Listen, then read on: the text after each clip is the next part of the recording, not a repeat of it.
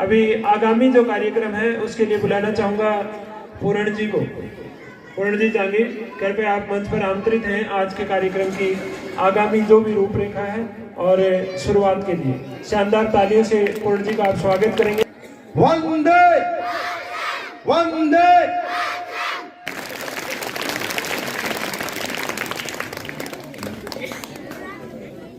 77वां गणतंत्र दिवस मनाने के उद्देश्य से हम यहाँ पर एकत्र हैं। जैसा कि आप जानते हैं, चंदन सा आदर, कुमकुम सी आस्था और शब्दों का समर्पण लेकर के मैं विद्या की देवी माँ सरस्वती को वंदन करता हूँ, विद्या की देवी माँ सरस्वती को नमन करता हूँ, माँ भारती को नमन करता हूँ। शक्ति और भक्ति के संगम इस संपूर्ण ग्राम जोधरा को नमन करता हूँ। अरे बैठ जाओ। आपके उत्साहवर्धन के लिए गांव से पधारे हुए, दान और अनुदान की वैभवशाली परंपरा को निभाने वाले सभी भामाशाहों को नमन करता हूँ। इस गांव के भविष्य को संवारने के लिए बीड़ा उठाने वाली इस गांव की तीनों संस्थाओं को, तीनों पुनीत शिक्षण संस्थाओं को नमन करता हूँ। बच्चों के भविष्य में अपना संपूर्ण योगदान देने वाले मेरे सभी साथीगण, छोटे बड़े सभी को मैं प्रणाम करता हूं और पुत्रवत पुत्रीवत आप सभी युवा शक्ति छात्र छात्राओं को आशीर्वाद के साथ में इस पंडाल में जितने भी लोग पहुंचे हैं उन सभी का आभार व्यक्त करता हूं, धन्यवाद व्यक्त करता हूं, स्वागत करता हूं। आप जोरदार तालियों से एक बार पुनः स्वागत करें। बड़ा ही पावन, बड़ा ही पवित्र पर्व है ये, बड़ा ही सुंदर सुहावनी सुबह है, जनतंत्र का सूर्योदय है। गणतंत्र दिवस से हम मनाने के उद्देश्य से एकत्र हैं।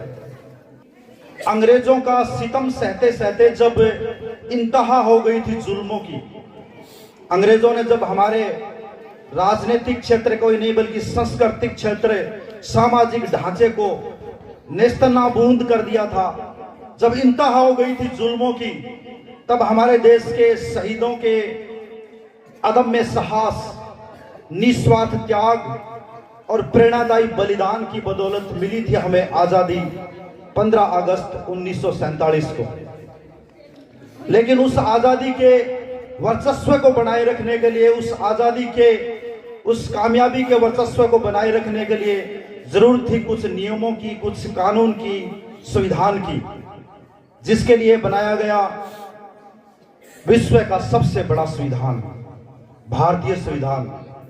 डॉक्टर भीमराव अंबेडकर के नेतृत्व में जो बनकर तैयार हुआ था 26 नवंबर 1949 को, लेकिन लागू किया गया था आज ही के दिन 26 जनवरी 1950 को।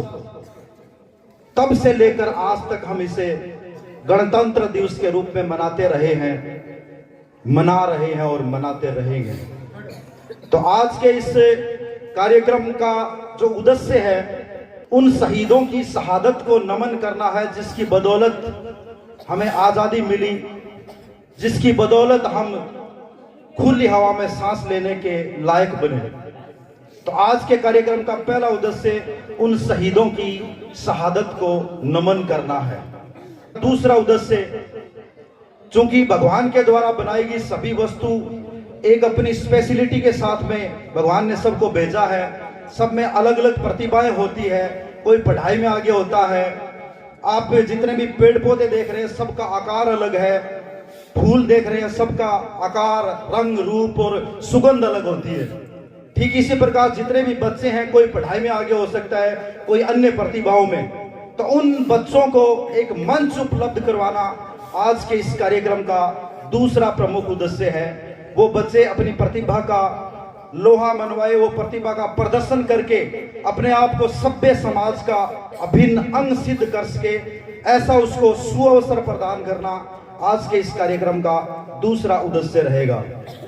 और आज के इस कार्यक्रम का तीसरा और अंतिम उद्देश्य, जितने भी भामाशाह पहुंचे हैं, जितने भी गार्जियन पहुंचे हैं, वो विद्यालय के साथ में जुड़े रहें। चूंकि विद्यालय आपका है, छात्र आपके हैं, इसका विकास, इसको आगे बढ़ाने का दायित्व जितना अध्यापक गण का है उससे कहीं ज्यादा आपका होना चाहिए। आप इसके साथ में जुड़े रहे। हो सकता है कि आप इस विद्यालय में पढ़े हो, आपके पूर्वज पढ़े हो, या आपके आने वाली पीढ़ी इस विद्यालय को पढ़ करके अपने आप को सफल बनाए। तो उस विद्यालय के प्रति जितना दायित्व अध्यापक वर्ग का है उतना ही या उससे कहीं ज्यादा दायित्व आप सबका होना चाहिए। हो सकता है कि आपने इस विद्यालय में पढ़ करके सरकारी नौकरी प्राप्त की हो या फिर अन्य क्षेत्र में सफलता प्राप्त की हो।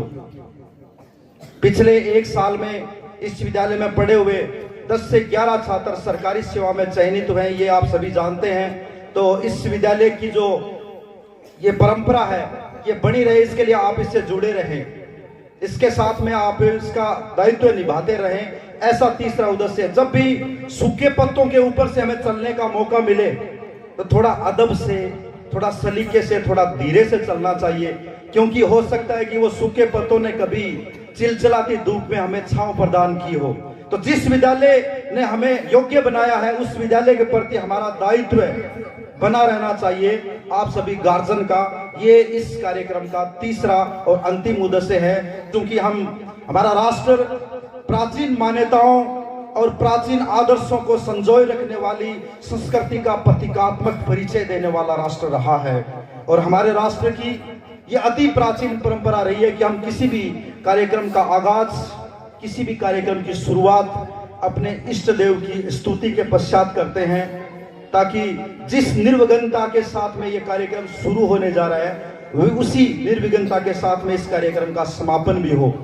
चूंकि हम उपस्थित हैं विद्या की देवी माँ शारदा के विद्यालय स्वरूप मंदिर में, तो निश्चित रूप से हमारी इष्ट देवी माँ सरस्वती है। माँ सरस्वती की प्रतिमा के समक्ष दीप प्रज्वलित करने का पवित्र क्रम संपन्न हम करेंगे। सबसे पहले मैं आमंत्रित करूंगा हमारे सभी मेहमानों को, प्रिंसिपल साहब को, कि आप मंच पर पहुंचे और मां सरस्वती की प्रतिमा के समक्ष दीप प्रज्वलित करके और इस कार्यक्रम के आगाज करने की अनुमति हमें प्रदान करें। साथ ही साथ कक्षा 11 की बालिकाओं से मैं निवेदन करूंगा कि सरस्वती वंदना के लिए मंच पर पहुंचे।